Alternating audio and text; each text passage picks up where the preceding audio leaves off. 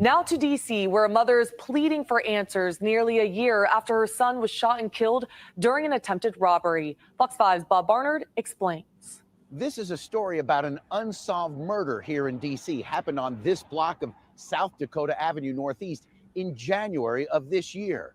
And it's about a mother's never-ending grief. Every day moving forward is going to be a struggle for me. This does not go away. This is not something that gets easier with time. Janet Rilbuto is reflecting on the murder of her 23-year-old son, Ryan, a graduate of St. Bonaventure University, doing a year of postgraduate service in D.C. when he was shot and killed on this snowy street during an attempted robbery. Wow. Pain, I know trauma. exactly where that is, man. I grew up not far from over here, man. I know exactly where this is, man. Right by Fort Totten Station, man.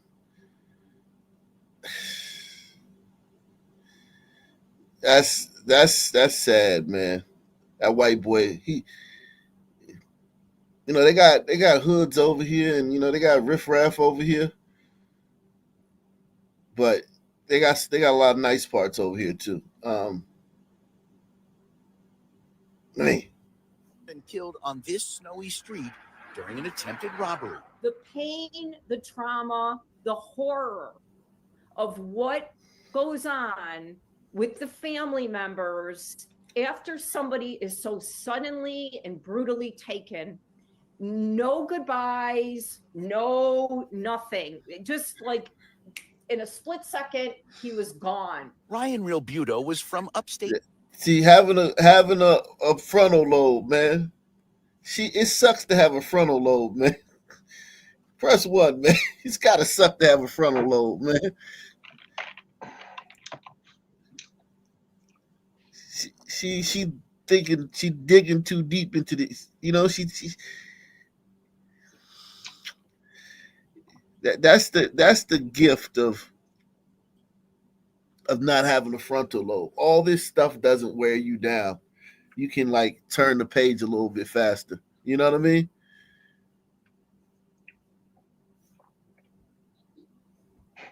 University, doing a year of postgraduate service in D.C. when he was shot and killed on this snowy street during an attempted robbery. The pain, the trauma, the horror of what goes on with the family members after somebody is so suddenly and brutally taken. No goodbye, no nothing. Just like in a split second, he was gone. Ryan Rilbuto. Hey, Theo, man. Yeah, please mute yourself. Who are you, the one who was here yesterday, or were you Theo? Were you here yesterday? That's you? Okay. Making sure. Buto was from upstate New York, came from a close-knit family, one of 3 brothers. This family's life shattered here in the 5,000 block of South Dakota Avenue Northeast, January 18th, 2024. Is one of 115 unsolved murders in D.C. this year. Think about it, man. Crime was down. I'm talking about the murders were down like crazy last year in DC. They started enforcing the law.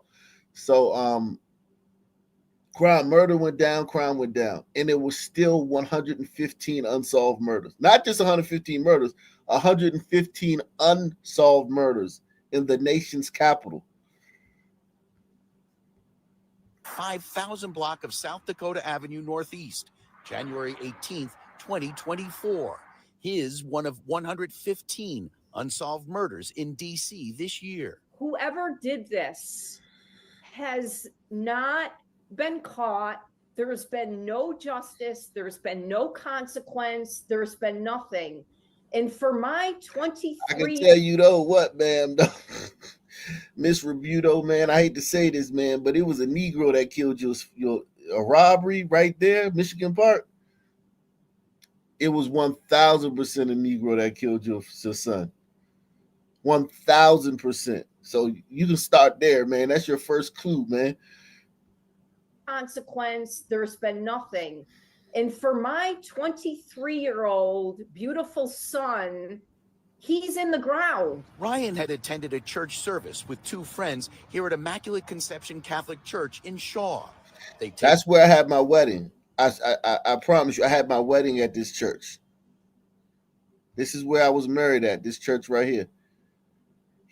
Something like that would more likely have happened over here. And over here, the Kennedy Playground, KDP. Something like that would more likely happen on this side of town, in the Shaw neighborhood.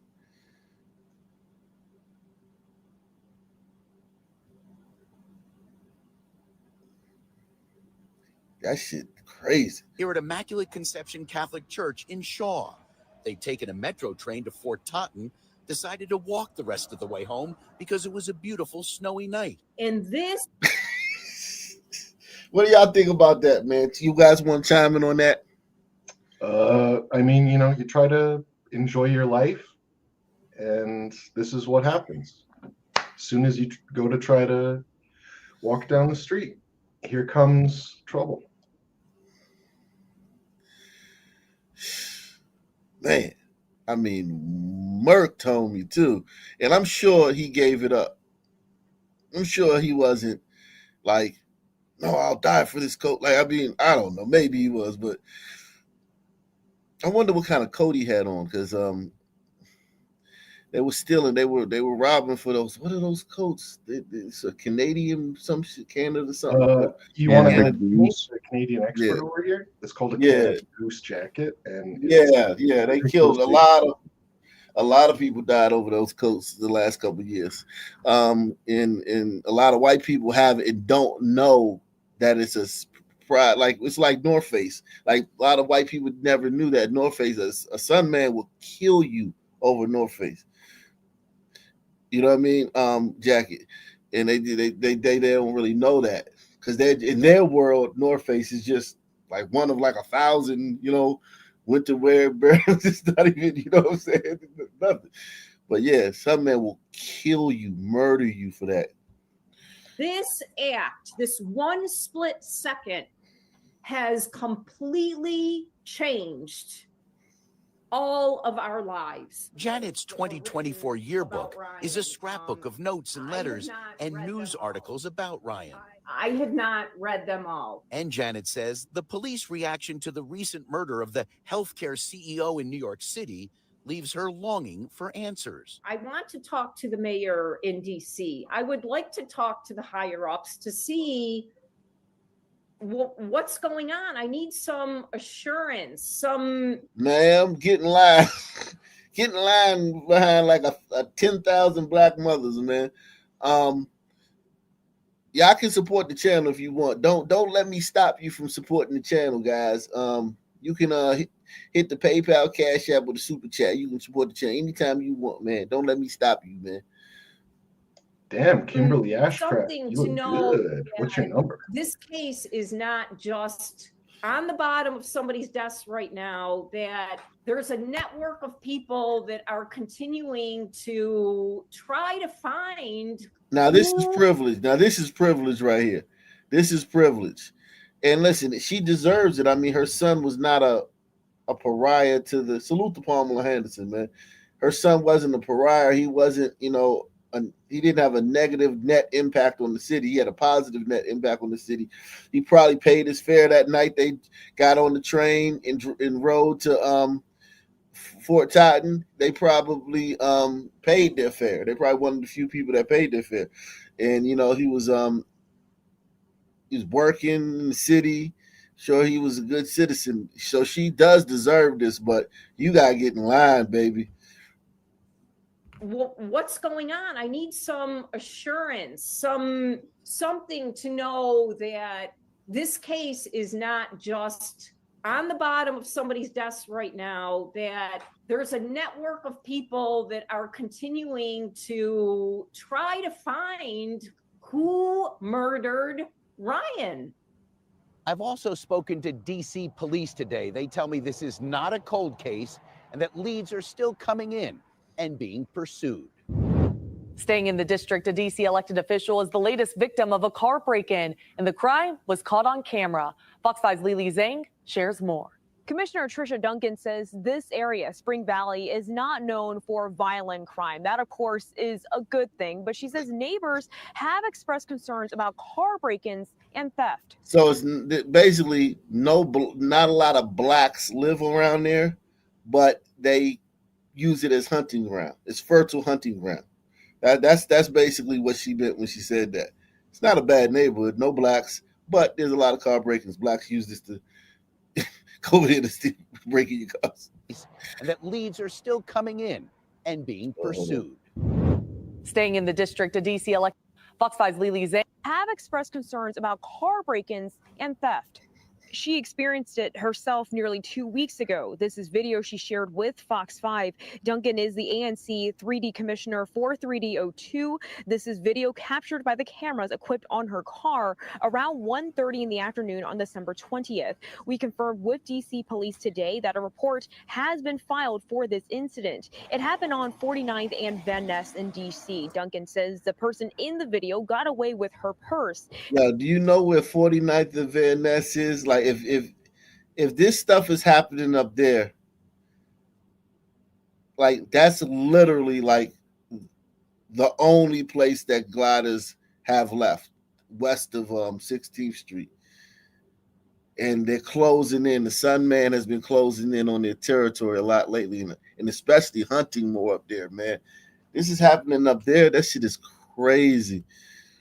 Now, she tells us she normally would never leave it unattended in her car, but in this case, she did not anticipate being gone for very long. She only left her car for about 90 seconds, she says, before someone smashed the window and got away. She shared the video online this past weekend in hopes that someone will recognize him. I was extremely frustrated at first with myself.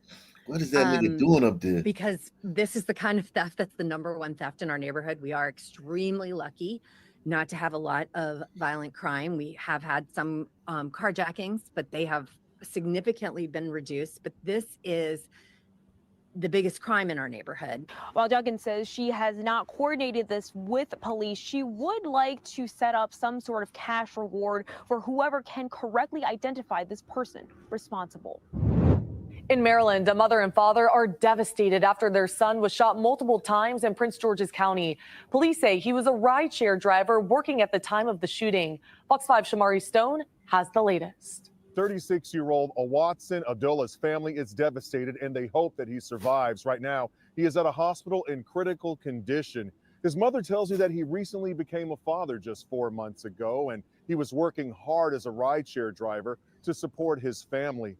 Well, he was found right here near this area. This is where the rideshare actually came to this parking lot near this storage facility that you're looking right here on Bladensburg Road. Tonight, it's a mystery. His family demanding to know who shot him and why.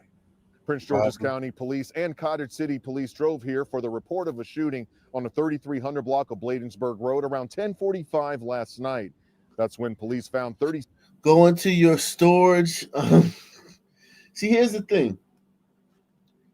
Most of these storage places are like off the road. They're secluded. They're not like visible from the street, really. They're not places like that.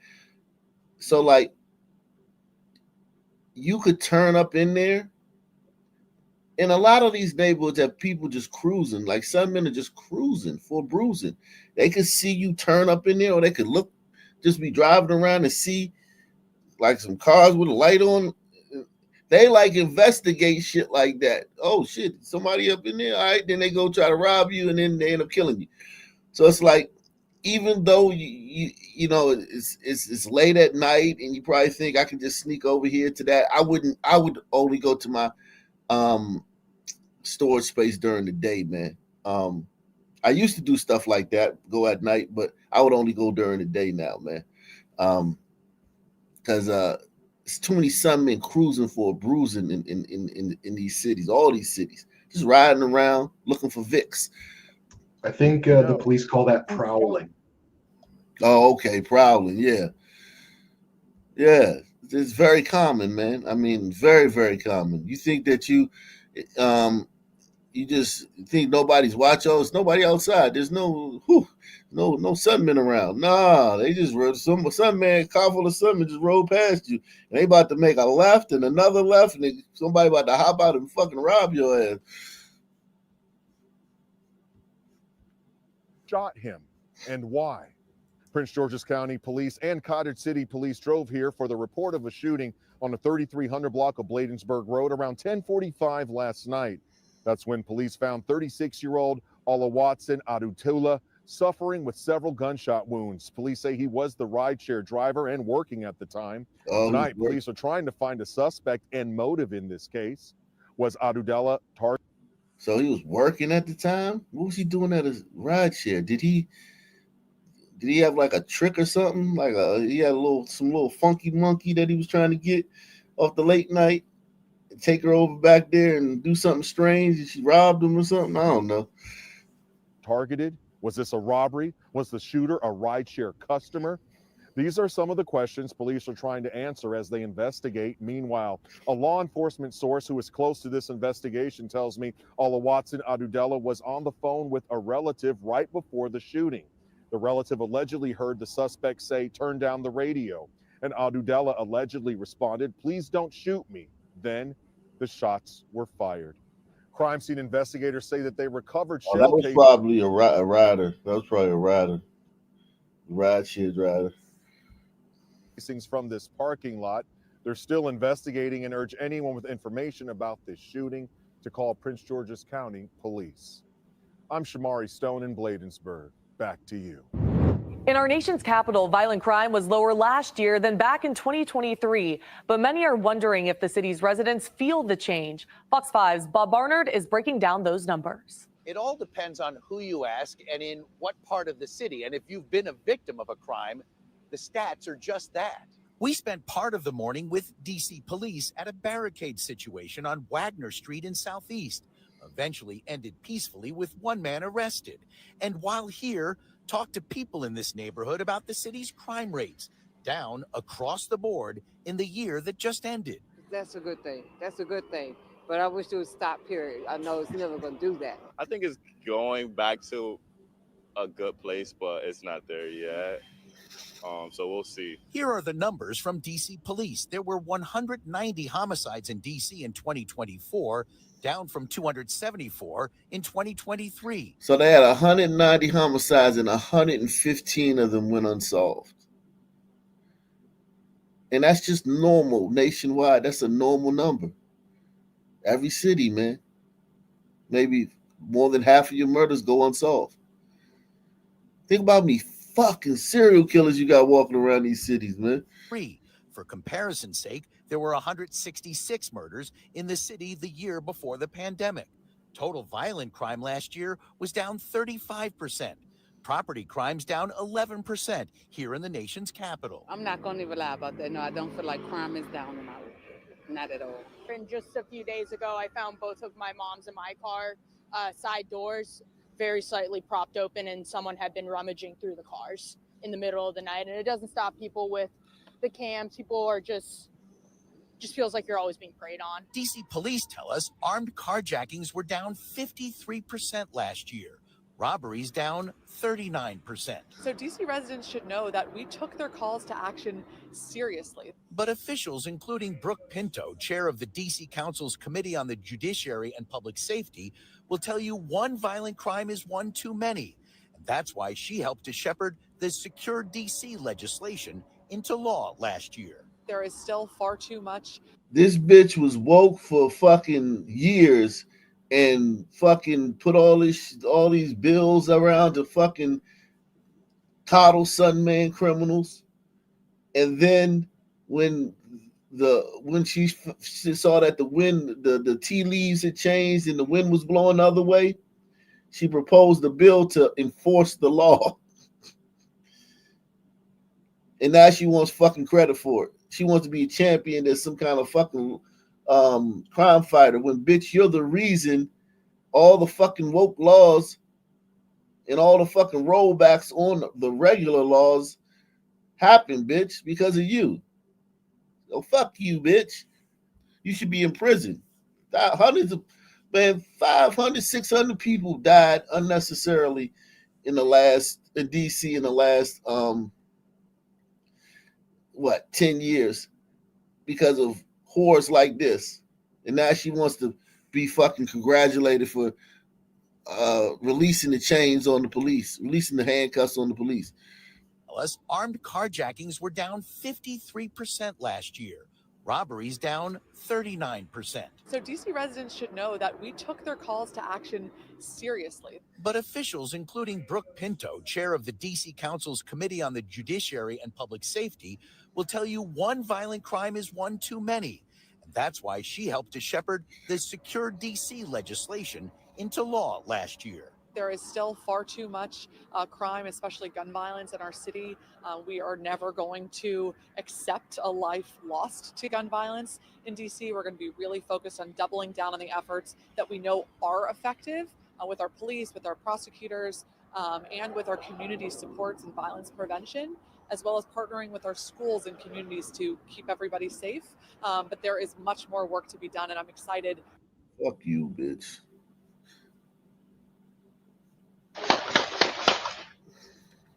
Dozens of gunshots could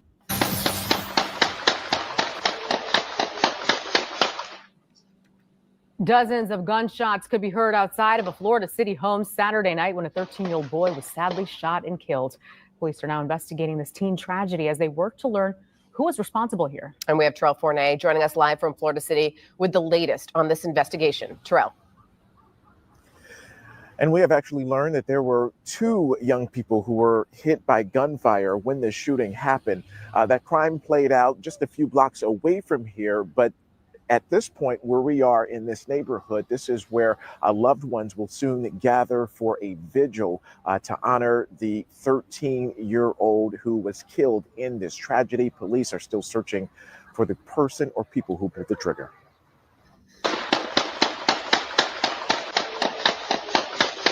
A barrage of bullets captured clearly by a home's surveillance camera Saturday evening in this Florida City neighborhood. When the smoke cleared, two kids were hit, including 13-year-old Jovan Taylor. The teen was airlifted to Jackson South Hospital minutes later, where doctors pronounced him dead.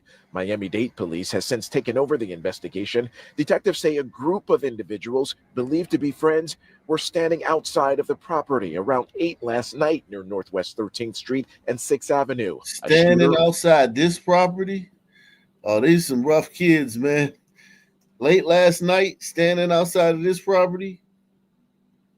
And some people that, that little kid, RIP to him, but he was in the midst of some action, man. He was in the midst of some kind of violent orbit of some young sons and shit. Like he said yesterday, Northwest 13th. It's 1 o'clock in the morning. Where the F is your seat at? Yeah. Like, and then listen, the way the woman talked about her son,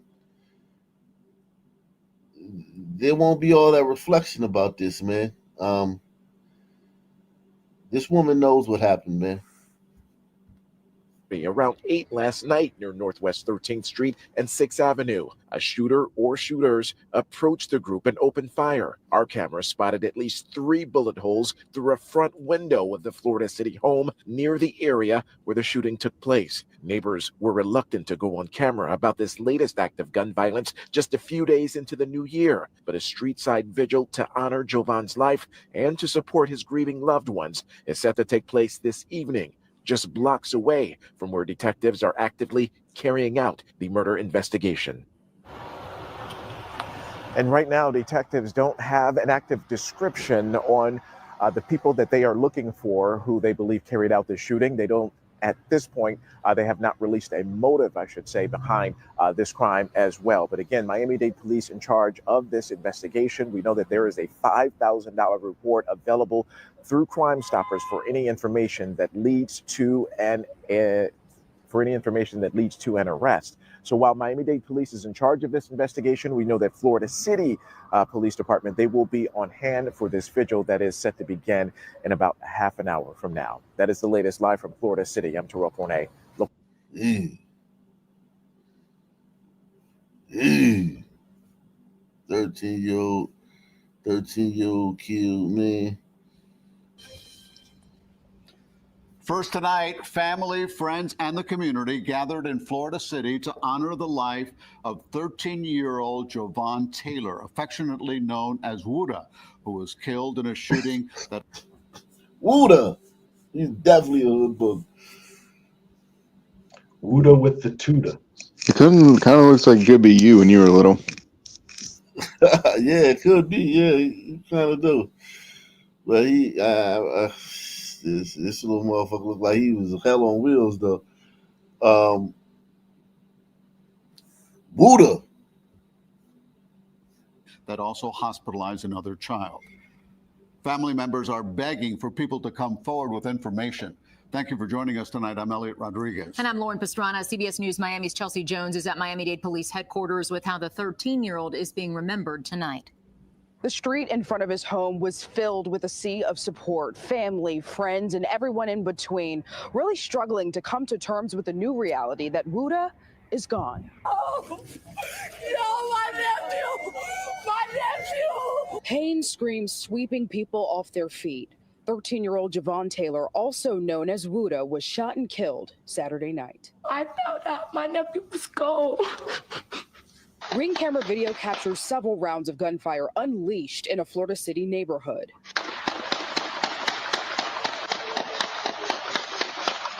Yo, they like clapping at them niggas, man. God damn, man. This is Blackistan, man. Rounds of gunfire unleashed in a Florida City neighborhood.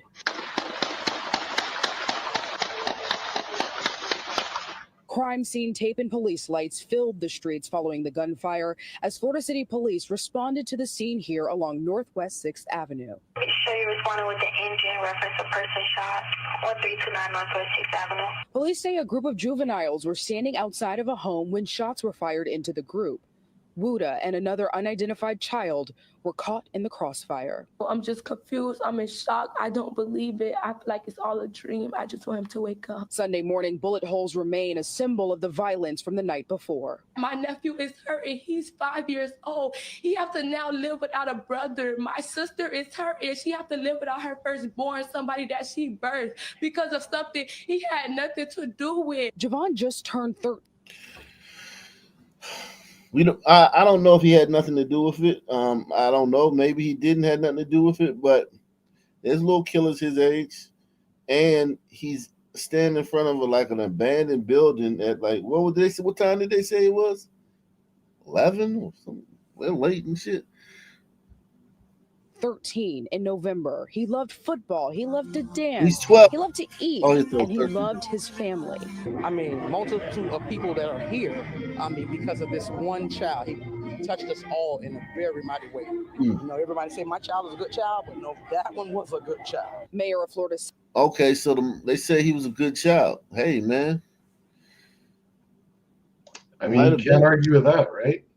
Yeah, I mean, and sons have never made up a fucking metric fuck ton of bullshit about their kids before, right? It's not like sons have the propensity to lie their motherfucking balls and tits off, right? Yeah, right. Here, I mean, because of this one child, he touched us all in a very mighty way. You know, everybody say my child is a good child, but no, that one was a good child. Mayor of Florida City, Otis Wallace, says the city has taken steps to improve the safety in the community. Well, in the past few weeks, we've had more police officers. We have $250,000 worth of surveillance cameras in high crime areas. More police officers, more cameras, and just for the next time you get a gathering like this of niggas in your city, it's going to be because some goddamn career criminal got beat up by a cop. All that shit for nothing. These niggas ain't going to get together like this.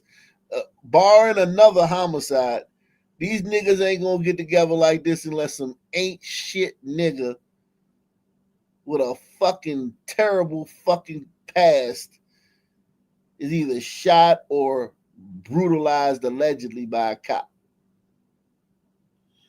So you just basically took a bunch of money and threw it in the fucking ocean. We've had more police officers.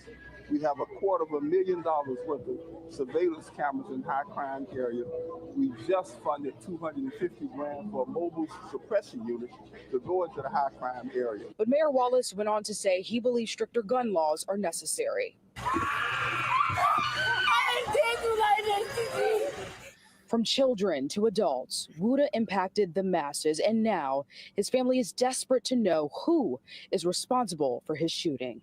Wuda would do anything to help anybody. So if y'all can't do anything to help him, please, we as a family, we as friends, we as everybody, we need closure. We want closure. We want justice. At last check, the other child that was hospitalized as a result of this shooting is stable. Miami-Dade police say they are interviewing several people but have not made any arrests. In Doral, I'm Chelsea Jones, CBS News, Miami. She looked like Lizzo.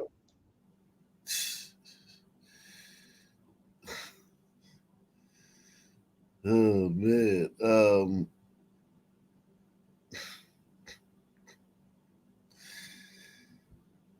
So have you been to one of these vigils or gatherings to honor some stranger you never met? No, not some strange. No, those are people that know. Usually, it's people that know the person. I haven't been the one where to honor somebody I haven't known. No. It's people that know you or know the family or know some. You know what I mean? It's a couple degrees of separation. It's not just random people showing up. Like now, some white people might show up. They say, "I just want to come by," or some shit like that.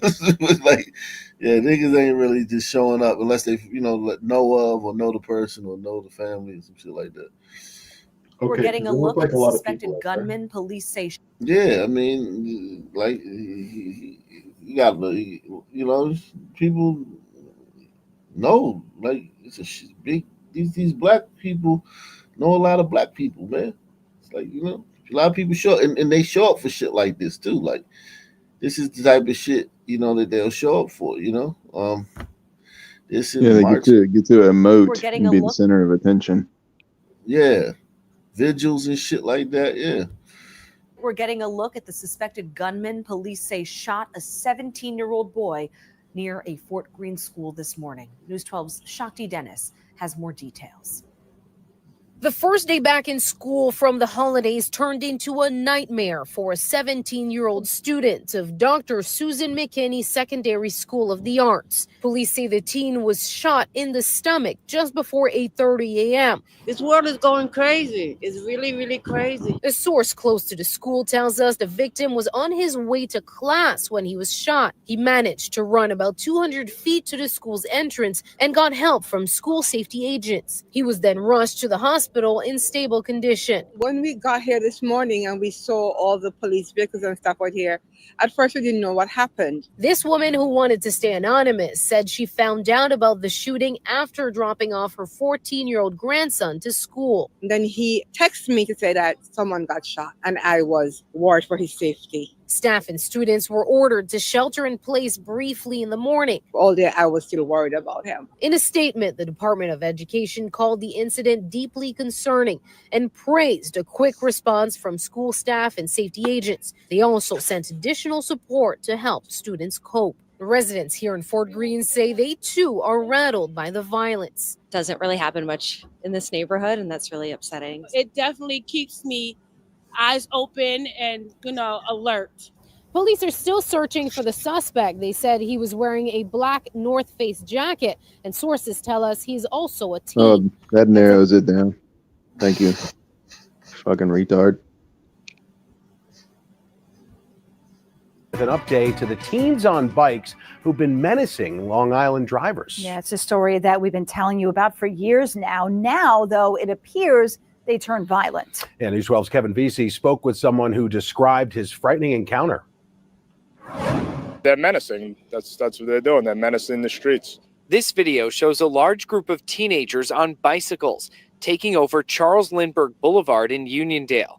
Lenny Spiro says one of them threw a brick at the car he was driving, leaving behind dents and scratches. They're staying in the street. They're making you move out of the way for them. It's unbelievable. And it's not the first time we've told you about large groups of teens wreaking havoc in Long Island communities.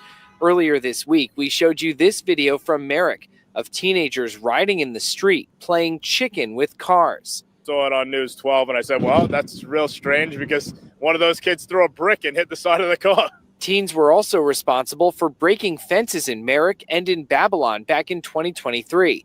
In response to the recent street takeovers, a Nassau police spokesperson wrote, "We are aware of these types of incidents. They typically occur in the warmer months, but whenever they are reported to us, we will respond and take enforcement action." Police say, salute to Just Z's, man. Shout out to you, Just Z's. Salute to my man, the Great White Hope, man. He says, Happy New Year, everyone. Please be safe. Thanks, God bless. Tell Wicked to check out my man, Adam Green. Agreed on his thoughts regarding mainstream religious last episode covering Palestine. Also check out Jared Taylor. Yeah, we love Jared Taylor. Jared Taylor's a friend of the chat. But I don't know who Adam Green is. I gotta look that up. Adam Green runs a channel. It's called No More News. KNOW, No More News. He mostly talks about Abrahamic religions. And it's a lot of really good information. You can find it on Rumble. Oh wow. So yeah, wicked, man. Police say Spiro reported the brick throwing incident, but he did not want to press charges. The police filed a report, and I don't know if, through their social media stuff, if they could just, crack down on this somehow. Jesus Christ. Well, a police spokesperson says they are working to crack down on this. In fact, police say a 13-year-old boy was arrested on Monday for allegedly riding his bike inside the Roosevelt Field Mall. But police also said there was a large group of teenagers riding their bikes inside the mall that day. And Antoinette, only one of them was arrested. Can create a very dangerous situation with those bikes. Thank you, Kevin, for that report. I saw a video just today of, I don't know if this is the same city or whatever, but this guy, I guess, got pissed off or had enough or lost his patience. So he was driving through this pack of bikes. We're getting a look. Swerving all crazy and, kids trying to get out of the way. And, a couple hours later, I saw a video update. Oh, yeah, the kids caught up with him. One of them had a motorbike and followed him, and they found his parked car, and there were like 50 people jumping up and down on the hood, on the roof. Just destroyed his stuff, man. Not a cop in sight, right? You got it, yeah.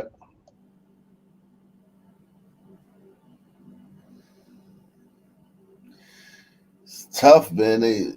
All these places need to hire more cops, but then they gotta, under no circumstances can you fucking fall for the same BLM bullshit and do the same protesting. If a motherfucking son, man, have a bad experience with a cop, man, everyone here knows that he had something to do with it greatly. And a normal person with a normal IQ and a normal frontal lobe wouldn't have had that same issue with that cop.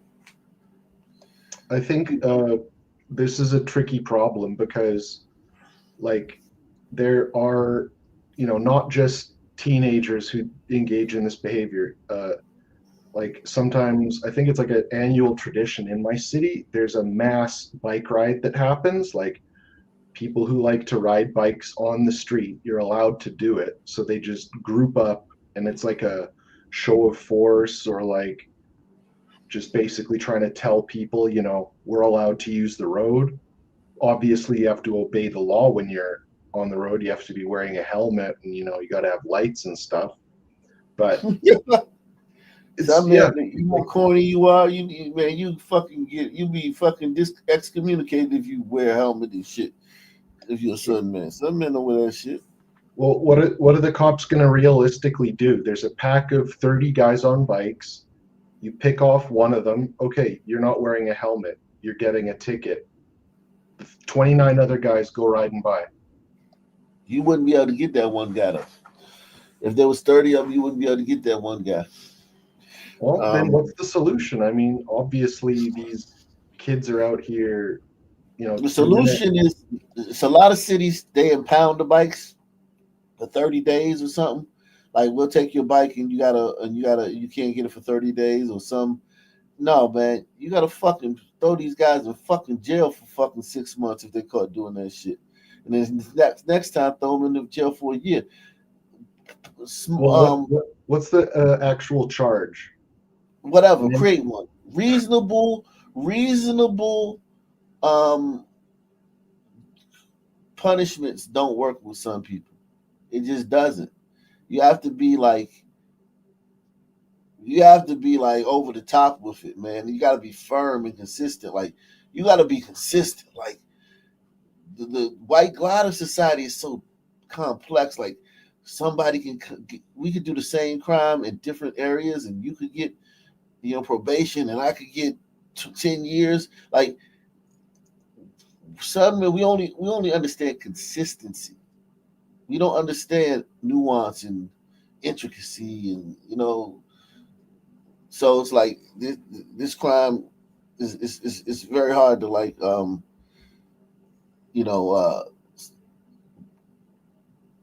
nurture us or guide us out of this way of behavior.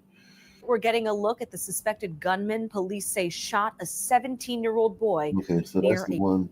I know a 17-year-old boy got stabbed in New York. Ocean Hill are on high alert as police continue to look for a man wanted in connection to an attempted rape in the neighborhood. News 12's Karina Gary is at the intersection of Herkimer Street and Saratoga Avenue. Now, Karina, you've talked to neighbors. How are they feeling?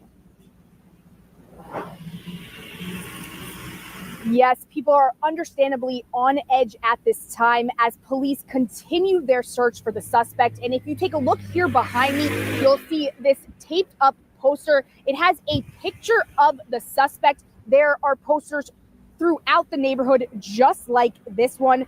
Police tell News 12 a 22-year-old woman was walking here along Herkimer Street and Saratoga Avenue when she was approached by the man you see here on your screen. They say he punched her multiple times in the face, pushed her to the ground, strangled her, and sexually assaulted her.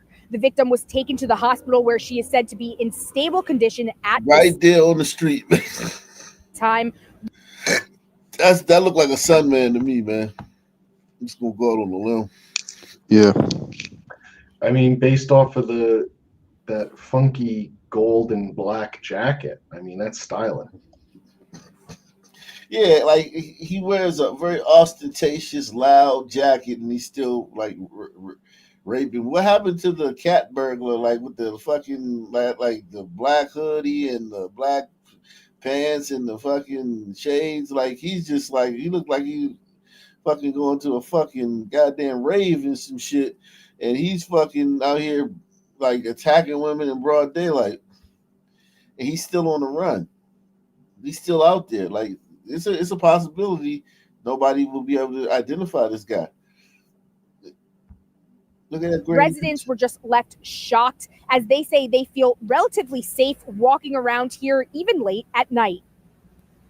It's just really disturbing that would happen because it's New York. People are out at all hours of the day and night. It's not like other cities where like things close at 9. It's really disconcerting that someone would do that. And so this person is obviously not well. And I hope that like she's doing okay in the hospital. He said this person is not well.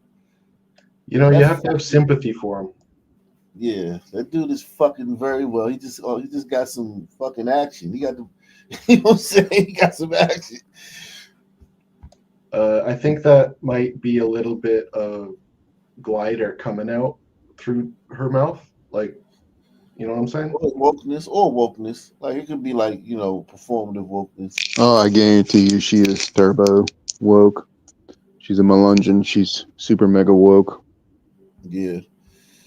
Whatever term Gladys come out with, like she wouldn't have used not well 10 years ago because liberal gliders didn't like all these. You white people gotta understand that like all these terms, disparities and fucking goddamn, all these terms that you've been hearing the last few years. Black people never ever used those terms before. They didn't know what the fuck they meant. Critical race and nigga, we don't know what that shit. White liberals teach us all that shit. We don't know none of that shit until white liberals teach us those terms. Hospital, but we're all just kind of being alert, letting people know what's going on.